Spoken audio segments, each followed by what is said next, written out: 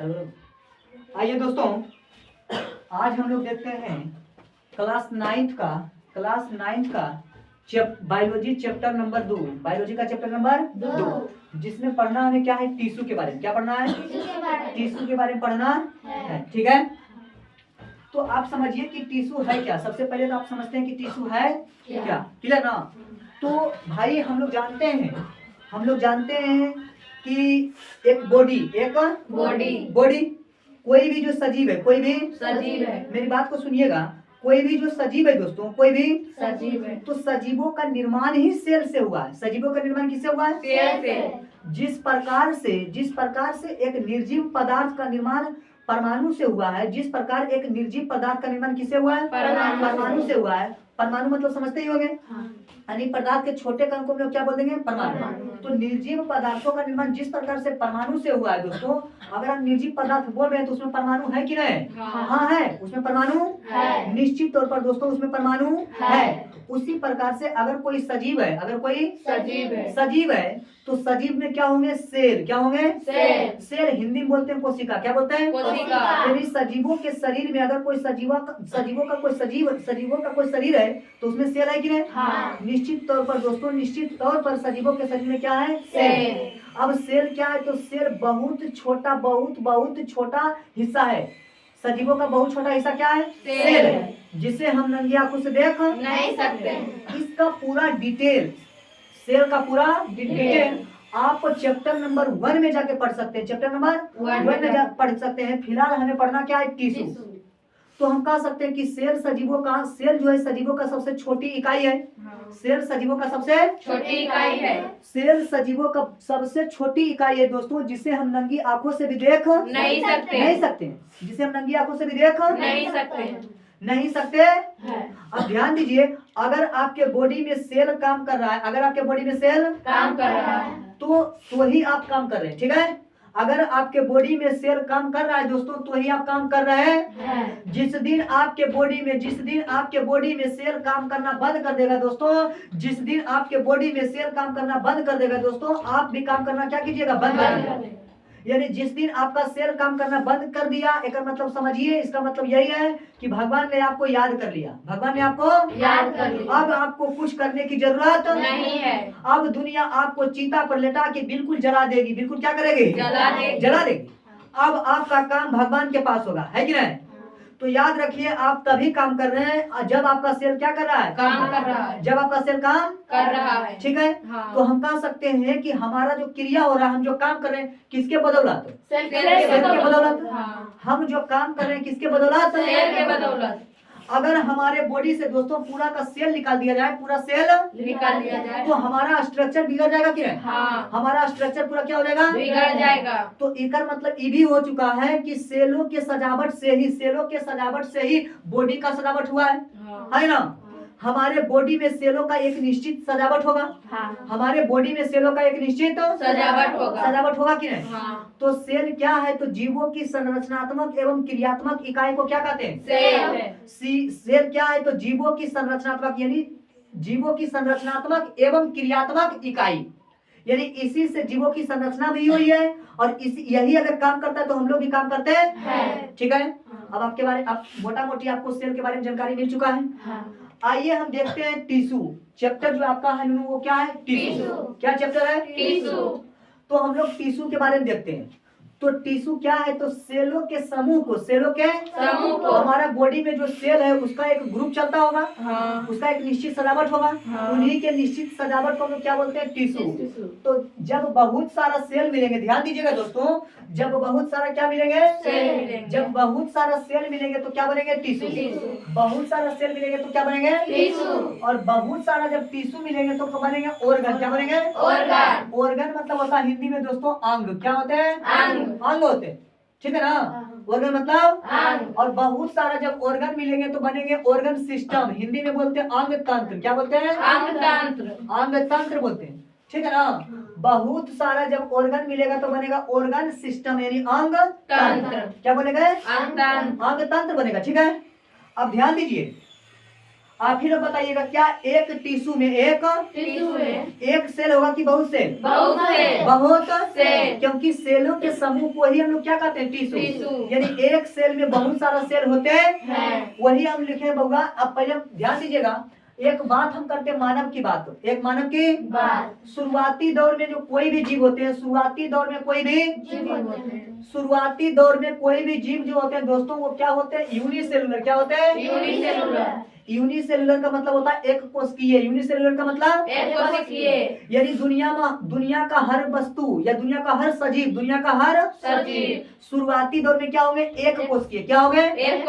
दुनिया का हर सजीव शुरुआती दौर में क्या होंगे? यानी हर सजीव एक ही कोशिका से मिलकर बनते हैं। क्लियर ना? हाँ। अगर हम मानव की बात करें, किसकी बात करें? मानव की। तो मानव की बात करें तो मानव में जानते हैं पुरुष से जो स्पर्म निकलते हैं, जो पुरुष से क्या निकलते हैं? स्पर्म निकलते हैं। वो महिला के ओवा से रिएक्शन करते हैं, और महिला के जब ओवा से रिएक्शन करेंगे तो जायगोट बनते हैं। क्या बनते हैं?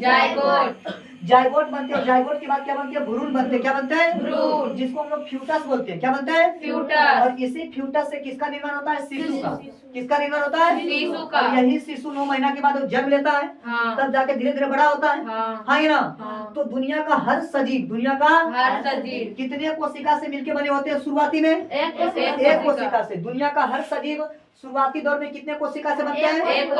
एक ही कोशिका से बनते हैं। क्लियर ना? हाँ। अब आइए दोस्तों, हम टिश्यू की अगर बात करें, किसकी बात करें? तो सेलों के समूह को क्या बोलेंगे? सेलों के समूह को टिश्यू कहते हैं। सेलों के समूह को क्या कहते हैं? टिश्यू कहते हैं। क्लियर ना? हाँ। लेकिन कैसा सेलों के समूह हो तो ध्यान दीजिएगा। मान लीजिए हम मेरा कान है, मेरा क्या है? कान है। तो कान में बहुत सारा सेल है कि एक सेल? बहुत सारा सेल। अच्छा, कान में बहुत सारा टिश्यू भी होंगे। हाँ। बहुत सारा क्या होंगे? टिश्यू। तो कान का एक टिश्यू कान के एक टिश्यू में जो सेल होंगे, एक सेल की बहुत सेल होंगे। हाँ। तो उन बहुत सेल में उसका आकार समान होगा कि अलग अलग? समान आकार होगा। हाँ। उसका कार्य भी क्या होगा? समान। उसका उत्पत्ति भी समान होगा। हाँ। तो हम पूरा का पूरा परिभाषा ये हुआ बउआ कि सेलों का वैसा समूह दोस्तों, सेलों का वैसा समूह जिसका आकार कौची हो? समान हो। जिसका कार्य भी क्या हो? समान हो। और जिसका उत्पत्ति भी क्या हो? समान हो। ये बिल्कुल जरूरी है दोस्तों, ये बिल्कुल जरूरी है। अगर सोचिए कि कान के टिश्यू में जो सेल है, कान के टिश्यू में जो सेल है, सबका अगर आकार अलग अलग होता, सबका आकार क्या होता? अलग अलग। तो कोई सेल इधर भाग जाता, कोई सेल इधर भाग जाता, पूछी उछी निकल जाता कि नहीं? हाँ। इसीलिए कान के जो टिश्यू होते हैं या किसी कोई भी अंग का जो टिश्यू होंगे, उसमें जो सेल होंगे वो जितना भी सेल होंगे, एक टिश्यू में जितना भी सेल होंगे दोस्तों, उन सभी सेलों का कार्य क्या होगा? समान। आकार भी क्या होगा? समान। और उनका उत्पत्ति भी क्या होगा? समान। उसे हम लोग क्या बोल देंगे? टिश्यू। तो टिश्यू का फुल परिभाषा, टिश्यू का पूरा परिभाषा क्या लिखना है परीक्षा में? तो लिखना है कि सेलों का वैसा समूह जिसका आकार समान हो, कार्य समान हो, उत्पत्ति समान हो, उसे क्या कहते हैं? टिश्यू कहते हैं। क्लियर? हाँ। अब आइए दोस्तों, हम लोग देखते हैं जीव। क्या जीव सेल के आधार पर जीव को कितने भाग में बांटा गया? सेल के आधार पर। किसके आधार पर? सेल के आधार हम लोग पर। ये देखने का प्रयास कर रहे हैं कि सेल के आधार पर जीव को कितने भाग में बांटा गया? ठीक है ना? तो भाई सेल के आधार पर जीव को कितने भाग में बांटे? 2 भाग में। कितने भाग में? 2 भाग में। सेल के आधार पर जीव को 2 भाग में बांटा गया है। एक का नाम दोस्तों यूनिसेलुलर और दूसरा का नाम मल्टी सेलुलर। सेल के आधार पर जीव को 2 भाग में बांटा गया। पहला का नाम दोस्तों यूनिसेलुलर और दूसरा का नाम मल्टी सेलुलर। ठीक है ना? हाँ। आगे पढ़ेंगे हम लोग कि जीव जो होता है, जीव जगत 5 प्रकार के होते हैं, वो अगला चैप्टर में हमें पढ़ना है। लेकिन आप फिलहाल देखिए कि सेल के आधार पर जीव को 2 भाग में बांटे हैं। पहला का नाम यूनिसेलुलर, दूसरा का नाम मल्टी सेलुलर। यूनिसेलुलर को बोलते हैं एक कोशिकीय जीव और मल्टी सेलुलर को बोलते हैं बहुकोशिकीय जीव। जिसमें एक सेल रहेगा। इसमें कितना सेल होगा दोस्तों? एक सेल। जिसमें एक सेल रहेगा उसे हम लोग क्या बोलेंगे? यूनिसेलुलर।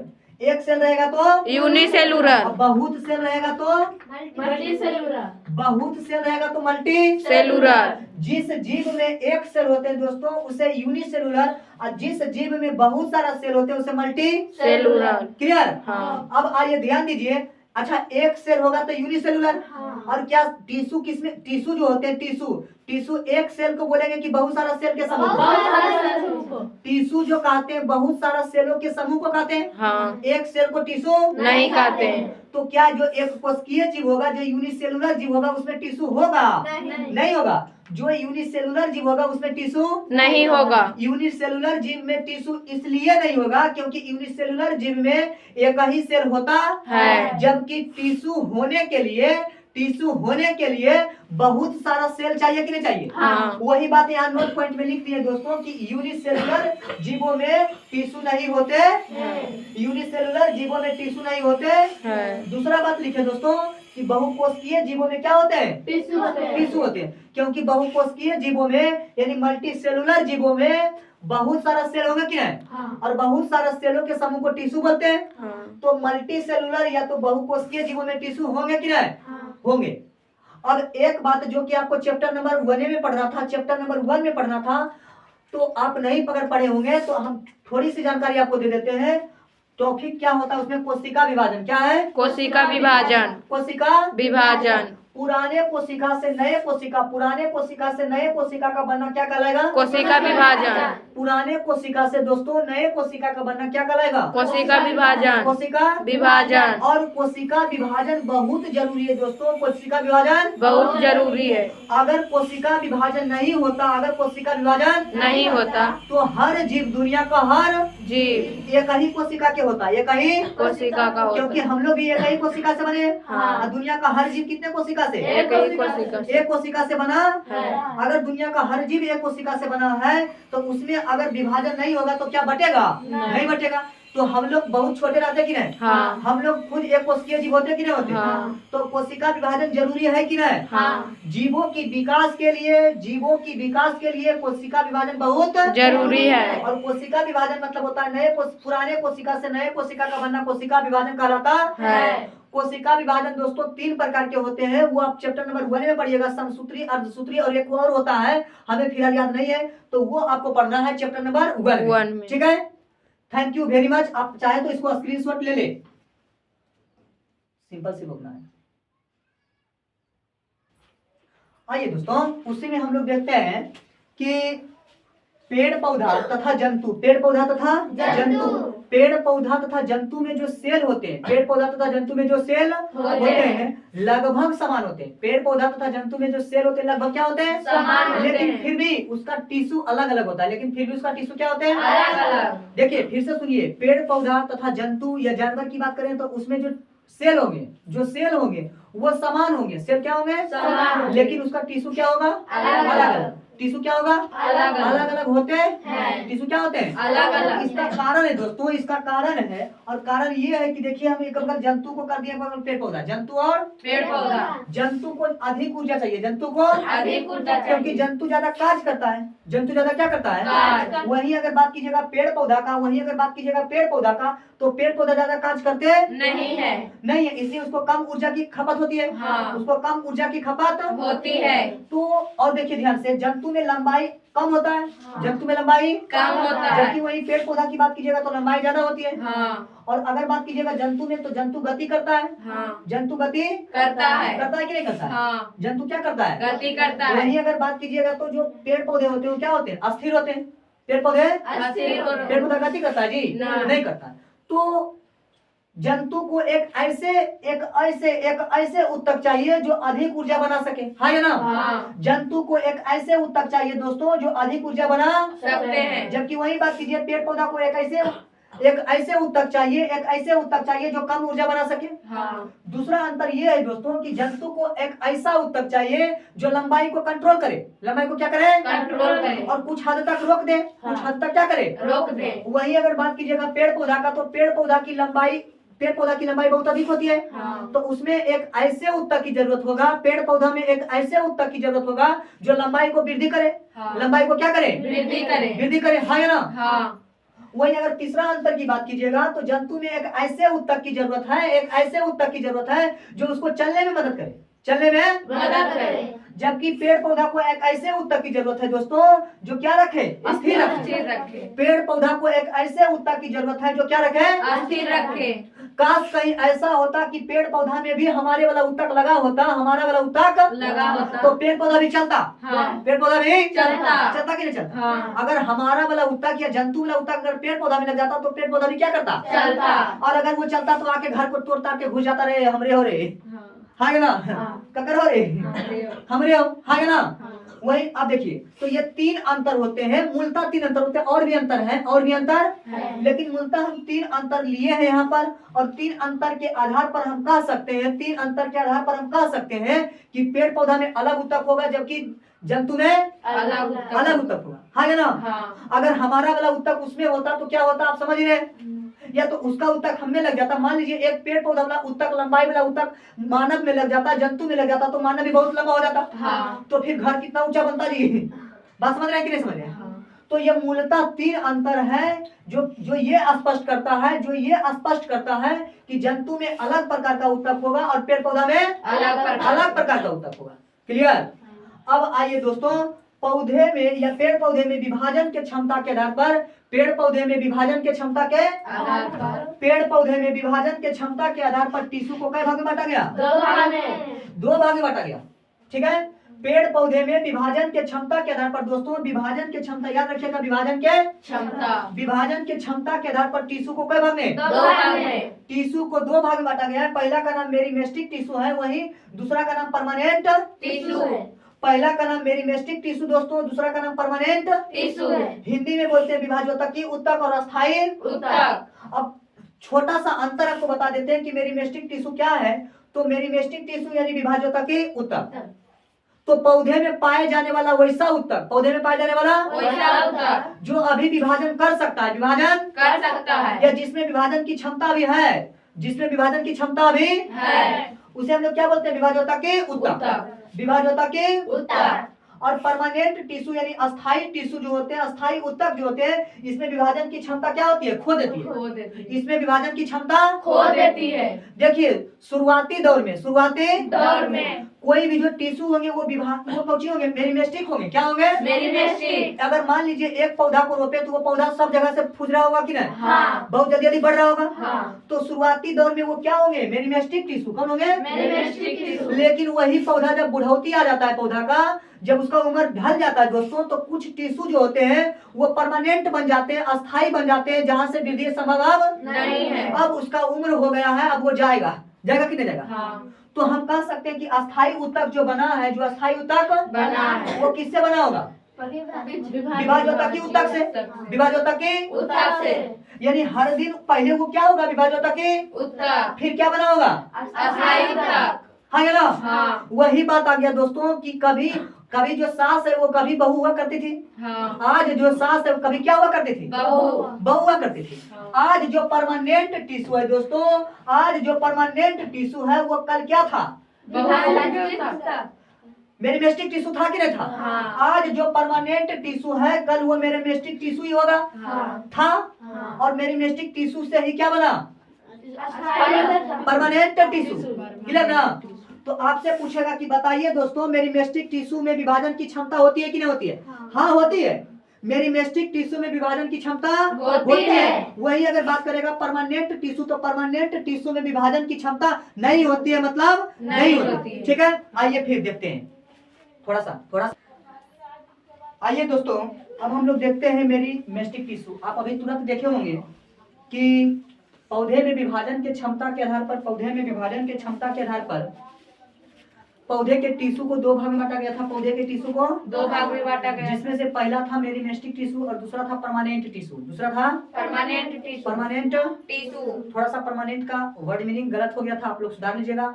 मेरिस्टेमिक का भी वर्ड मीनिंग गलत हो गया था, थोड़ा सा सुधार लीजिएगा। ठीक है, अब आइए मेरिस्टेमिक टिश्यू पढ़ते हैं दोस्तों। मेरिस्टेमिक टिश्यू क्या होता है, हिंदी में इसका होता है विभाज्योतकी उत्तक, विभाज्य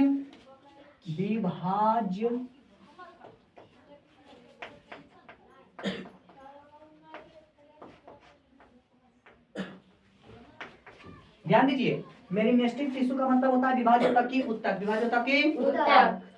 कहेगा नू की विभाज्यता की उत्तक किसे कहते हैं, तो वैसा उत्तक या पौधों में पाया जाने वाला वैसा उत्तक जिसमें विभाजन की क्षमता होती है, जिसमें विभाजन की क्षमता होती है। पौधों में पाया जाने वाला वैसा उत्तक या वैसे कोशिकाओं से बने होते हैं, या उत्तक वैसे कोशिकाओं से जिसमें विभाजन की क्षमता होती है, जिसमें विभाजन की क्षमता होती है कि नहीं। यह उत्तक वैसे कोशिकाओं से बने होते हैं, वैसे कोशिकाओं से बनते हैं। वैसे कोशिकाओं से बने होते हैं जिसमें विभाजन की क्षमता होती है, जिसमें विभाजन की क्षमता, ठीक है ना।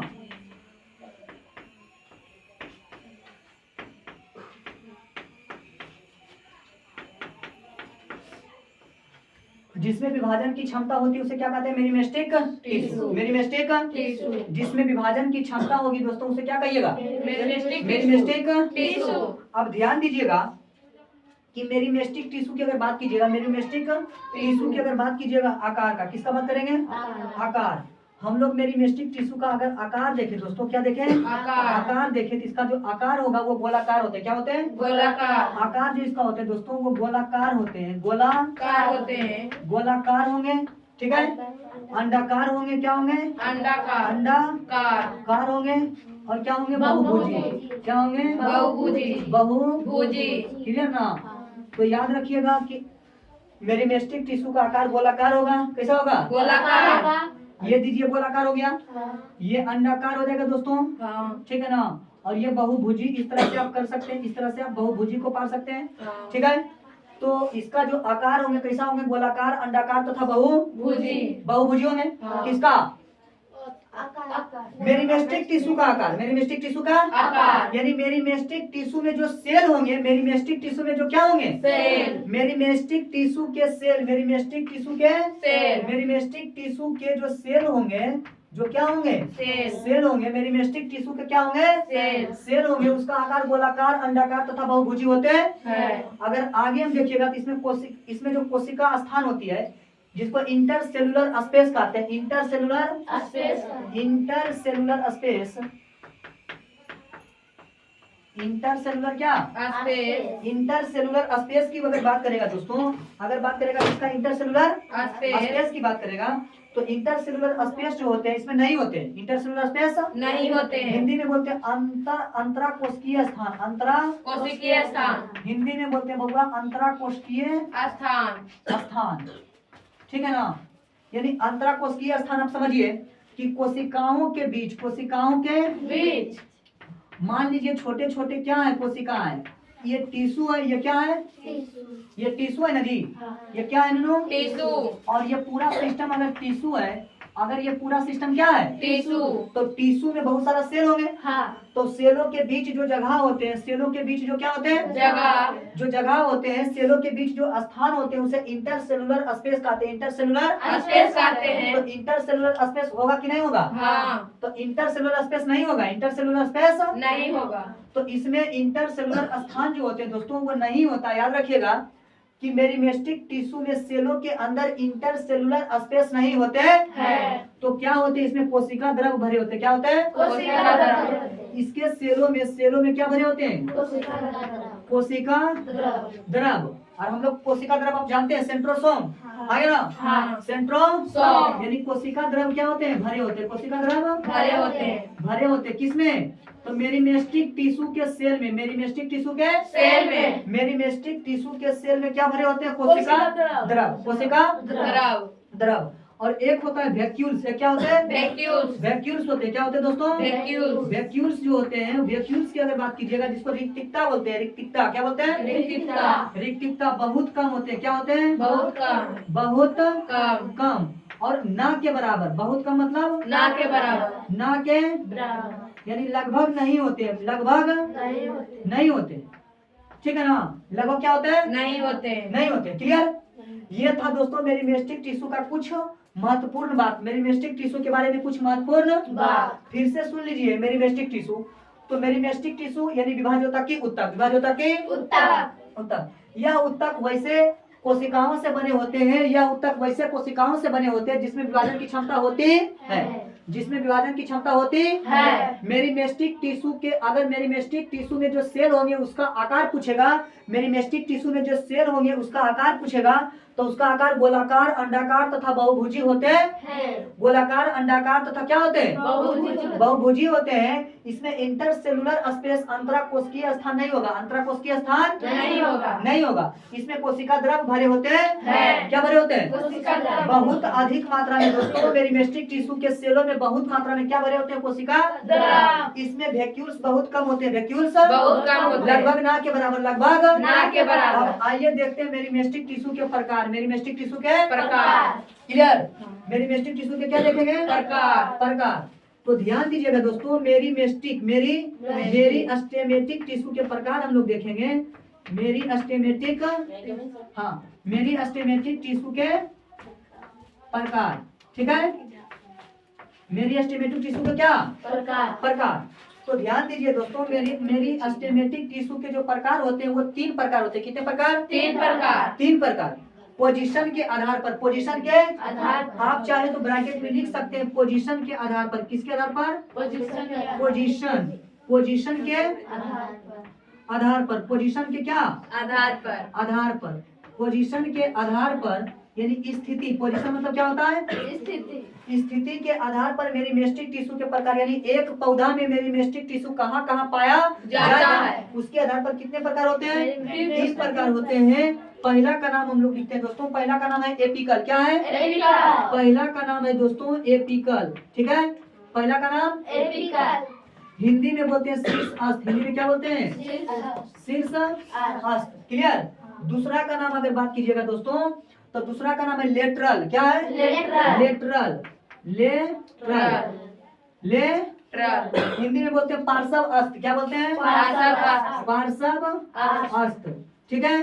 हिंदी में क्या बोलिएगा? तीसरा का नाम है दोस्तों इंटरकैलेरी। क्लियर ना? तीसरा का नाम है इंटरकैलेरी। और इंटरकैलेरी हिंदी में बोलते हैं दोस्तों कुछ अंतर्वेशी। हिंदी में बोलते हैं दोस्तों अंतर्वेशी। क्लियर? तो याद रखिएगा, पोजीशन के आधार पर मेरिस्टेमिक टिश्यू के, मेरिस्टेमेटिक टिश्यू के 3 प्रकार होते हैं। मेरिस्टेमेटिक टिश्यू के 3 प्रकार होते हैं। पहला का नाम है एपिकल, दूसरा का नाम है लेटरल और तीसरा का नाम है इंटरकैलेरी। क्लियर? अब आइए हम लोग देख लेते हैं कि कहाँ कहाँ पोजीशन होता है, ठीक है ना? कहाँ कहाँ पोजीशन होता है। क्लियर? तो आइए मान लीजिए दोस्तों ये एक पौधा है, मान लीजिए एक पौधा है, ठीक है? तो जो मेरिस्टेमिक टिश्यू होंगे, मेरिस्टेमिक टिश्यू में जो क्या होंगे? एपिकल। क्या होंगे? एपिकल होते हैं शीर्ष वाला भाग में। एपिकल कहाँ होंगे? एपिकल जो होते हैं दोस्तों वो शीर्ष वाला भाग में क्या होते हैं? एपिकल। शीर्ष वाला भाग में एपिकल होते हैं, ठीक है? शीर्ष वाला भाग में क्या होंगे? एपिकल, ठीक है? तो पूछेगा कि एपिकल कहाँ होते हैं, तो बोलिएगा शीर्ष के भाग में। कहाँ होते हैं? एपिकल कहाँ होंगे? शीर्ष के भाग में। क्लियर? अब ध्यान दीजिए दोस्तों, जब ये बढ़ेगा तो लंबाई बढ़ेगा, जब ये बढ़ेगा तो लंबाई बढ़ेगा। यानी एपिकल टिश्यू के जो सेल अगर वृद्धि करेगा, एपिकल टिश्यू के जो सेल अगर वृद्धि करेगा तो लंबाई बढ़ेगा। क्या बढ़ेगा? लंबाई। और किसी भी चीज में लंबाई का बढ़ना प्रथम वृद्धि कहलाता है। प्रथम वृद्धि या तो प्राथमिक वृद्धि कहलाता है। प्राथमिक वृद्धि कहलाता है। तो हम कह सकते हैं कि लंबाई का बढ़ना कौन वृद्धि? प्राथमिक वृद्धि। लंबाई का बढ़ना कौन वृद्धि? प्राथमिक वृद्धि। तो आइए हम लोग एपिकल के बारे में थोड़ी थोड़ी जानकारी ले लेते हैं। एपिकल, ठीक है? किसके बारे में? एपिकल के बारे में। पहला बात तो एपिकल जो होंगे शीर्ष वाला भाग में होंगे। कहाँ होंगे? शीर्ष वाले भाग में। शीर्ष भाग में होते हैं। कौन भाग में होते हैं? शीर्ष भाग में होते हैं। पहला बात कौन सी हो गया कि एपिकल कहाँ होंगे? शीर्ष वाले भाग में। शीर्ष वाला भाग में होते हैं। दूसरी बात दोस्तों कि एपिकल से लंबाई बढ़ता है। क्या बढ़ता है? लंबाई बढ़ता है। क्या बढ़ता है? लंबाई। और लंबाई का बढ़ना क्या कहलाएगा? प्राथमिक वृद्धि। तो हम कह सकते हैं इसको क्या बोलेंगे? प्राथमिक वृद्धि। कौन वृद्धि? प्राथमिक वृद्धि। हाँ या ना? क्लियर? अब सुनिए, एपिकल का काम हो गया खत्म। अब आइए देखते हैं क्या? लेटरल। क्या देखते हैं? लेटरल। तो आइए दोस्तों लेटरल हम देख ही लेते हैं, ठीक है? क्या है? लेटरल समझिएगा, लेटरल यानी जिसको बोलते हैं पार्श्व अस्त्र, क्या बोलते हैं? पार्श्व अस्त्र। लेटरल जो होते हैं दोस्तों, लेटरल टिश्यू जो होते हैं वो पौधा के किनारे किनारे वाला भाग में होता है, पौधा के किनारे वाला। बिल्कुल दोस्तों याद रखिए कि लेटरल जो होंगे वो पौधा के कहाँ होंगे? किनारे वाला भाग में होंगे, पौधा के किनारे वाला भाग में होंगे। लेटरल कहाँ पाया जाता है? पौधा के किनारे वाले भाग में। लेटरल जो होगा वो किनारे में पाया जाता है, कहाँ पाया जाता है? किनारे में। कोची में? किनारे में। और ई जब बढ़ेगा यानी लेटरल टिश्यू जब विभाजन करेगा, लेटरल टिश्यू के जब लेटरल टिश्यू के जब सेल विभाजन करेगा तो मोटाई बढ़ेगा, क्या बढ़ेगा? मोटाई। यानी इसके वजह से क्या बढ़ेगा? मोटाई। क्या बढ़ेगा? मोटाई। क्लियर ना? क्या बढ़ेगा? मोटाई। क्लियर? क्या बढ़ेगा? मोटाई। ठीक है, क्लियर दोस्तों? नहीं दिख रहा होगा तो ध्यान दीजिए। लेटरल जो होता है कहाँ पाया जाता है? किनारा में। कहाँ पाया जाएगा? किनारा में। लेटरल पाया जाता है किनारा में। कहाँ? किनारा में।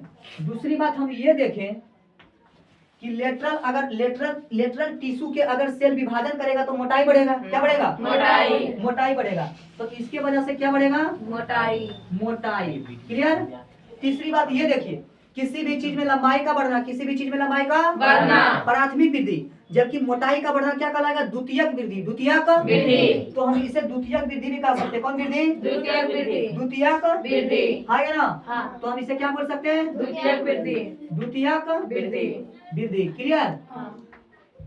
द्वितीयक वृद्धि दिखता नहीं होगा लेकिन बोल रहे हैं, याद रखिएगा कि लेटरल किनारा में पाया जाएगा। इसका ये लेटरल के टिश्यू जब विभाजन कर, लेटरल टिश्यू के सेल जब विभाजन करेंगे तो मोटाई बढ़ेगा और इसीलिए इसको हम कहते हैं द्वितीयक वृद्धि, क्योंकि किसी भी चीज में लंबाई का बढ़ना प्राथमिक वृद्धि कहलाएगा, मोटाई का बढ़ना क्या कहलाएगा? द्वितीयक वृद्धि। अब सुनिए इंटर कैलोरी हम यहाँ बता देते हैं दोस्तों। इंटर कैलोरी कौन है दोस्तों? Inter calorie. क्लियर ना? इंटर कैलोरी जिसको हम लोग अंतर्वेशी भी बोलते हैं। क्या बोलते हैं? अंतर्वेशी। तो इंटर कैलोरी याद रखिएगा। Inter calorie. तो इंटर कैलोरी क्या है? तो इंटर कैलोरी जो होते हैं दोस्तों ये एपिकल का ही छोटा भाग है, एपिकल का ही छूटा हुआ भाग, एपिकल का ही छूटा हुआ भाग। लेटरल क्या है? तो याद रखिएगा लेटरल जो होते हैं एपिकल का छूटा हुआ भाग है। एपिकल का छूटा हुआ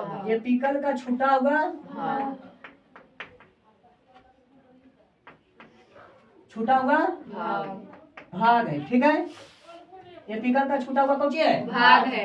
क्योंकि ध्यान दीजिए दोस्तों, अगर इस फोटो आपको दिख रहा होगा तो फोटो को ध्यान से देखिएगा। ये फोटो में क्या होते हैं कि ये ऊपर वाला जो भाग है क्या है जी? ऊपर वाला भाग एपिकल है। ऊपर वाला भाग एपिकल। जब ये लंबाई बढ़ाता है इतना स्पीड में वृद्धि करता है दोस्तों, इतना स्पीड में वृद्धि करता है कि इसका कुछ भाग नीचे छूट जाता है, इसका कुछ भाग नीचे छूट जाता है, इसका कुछ भाग नीचे क्या होते हैं? छूट जाते हैं। क्योंकि आप अक्सर सुनते होंगे कि हड़बड़ में गड़बड़ होता है ना? जल्दी में कोई काम कीजिएगा तो निश्चित रूप से कुछ ना कुछ छूट जाएगा। फिर छूटने जाएगा। क्लियर ना? फॉर एग्जाम्पल अगर आप बाजार जाते होंगे और आपके पास समय कम है तो कुछ ना कुछ चीज को होता है, छूट जाता है। उसी प्रकार से जो ये एपिकल है ये इतना स्पीड में लंबाई को बढ़ाता है, कि एपिकल का ही भाग नीचे कुछ तर हो जाते हैं। एपिकल का ही भाग कुछ हो जाते हैं, तर हो जाते हैं। एपिकल का ही भाग नीचे छूट जाते हैं दोस्तों। एपिकल का ही भाग कुछ होते हैं, छूट जाते हैं। और इसी को हम लोग क्या बोलेंगे? अंतर्वेशी। क्या बोलेंगे? अंतर्वेशी। बात समझ गए?